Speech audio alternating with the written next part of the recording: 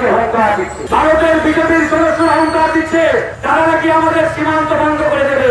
আমরা ভারতকে বলতে চাই, তোমরা ইতিমধ্যে সীমান্ত বন্ধ করেছো, সীমান্তে কাঁটাতার দিয়েছো, কিন্তু বাংলাদেশের জনগণের কোনো যায় আসে না। আমরা বরঞ্চ ভারতকে বলতে চাই, তোমরা এই কাঁটাতারের প্রাচীর খুলে দিয়ে তুলে দিয়ে সেখানে ইটের প্রাচীর তৈরি করো, ইটের প্রাচীর দিয়ে দাও।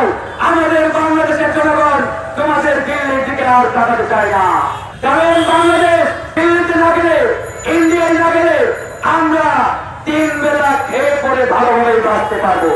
আমরা ইন্ডিয়ার উপরে ডিপেন্ডেন্ট নয়, নির্ভরশীল নয়।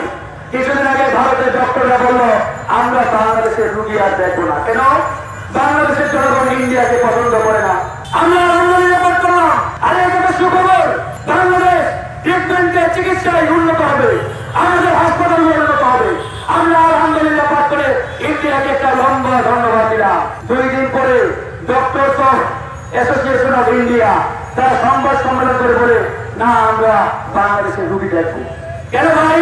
কারণ তাদের চেম্বার গুলোতে, হাসপাতাল গুলোতে লাল বাতি করে রেখেছে, রুগী পায় না। আর বাংলাদেশের রুগী না দেখলে তাদের 3 বেলা পেটে ভাত হয়ে ঢুকে না।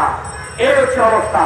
ওই কলকাতার ট্যাক্সি ড্রাইভাররা বিক্ষোভ মিছিল করে হুঙ্কার দিয়েছিল বাংলাদেশের দর্শনার্থীদের থেকে তারা ট্যাক্সি কেটে তুলবে না। আলহামদুলিল্লাহ আমরা যাবো না। তার 2 দিন পরে তারাও প্রেস কনফারেন্স করে বলে না বাংলাদেশের দর্শনার্থীদের যাতে বাধা না দেওয়া হয়, তাদেরকে যদি আসতে দেওয়া হয়। আমরা বললাম দাদা কেন? বলে দাদা আপনারা না আসলে সারাদিন আমাদের ট্যাক্সি চালানো যায় না, বসে থাকতে হয়।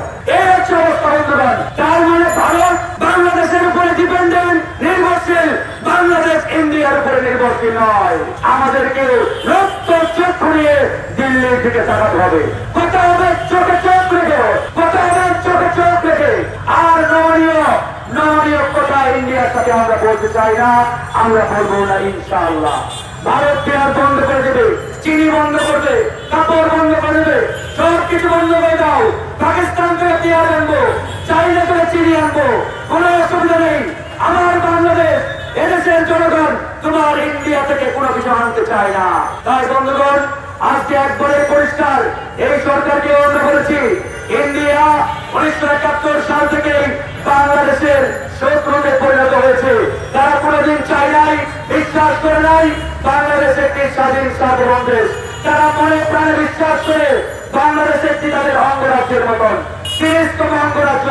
এই দেশকে অঙ্গরাজ্য ভেবে এই 54 বছর ইন্ডিয়া বাংলাদেশকে ট্রিট করেছে।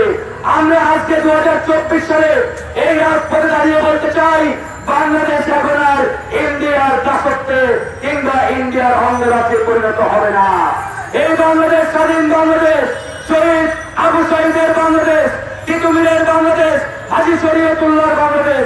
এই বাংলাদেশে আর কোন ভারতীয় তাবেদারি চলবে না, আর কোন ইন্ডিয়ান তাবেদারি চলবে না, আর কোন মোদীর গোলামি চলবে না। তাই এই বাংলাদেশকে নিয়ে আমরা নবীন প্রবীণের সমন্বয়ে একটি সুন্দর বাংলাদেশ বিনির্মাণ করতে চাই। আজকে ভয়েস অফ টাইমসকে আমরা ধন্যবাদ জানাই। একেবারে আজকে রাজনৈতিক দল বলেন, জনগণ বলেন, ছাত্র সংগঠন বলেন, নাগরিক সমাজ বলেন, প্রত্যেকেই ভারতীয় আধিপত্যবাদ আগ্রাসন নিয়ে সোচ্চার।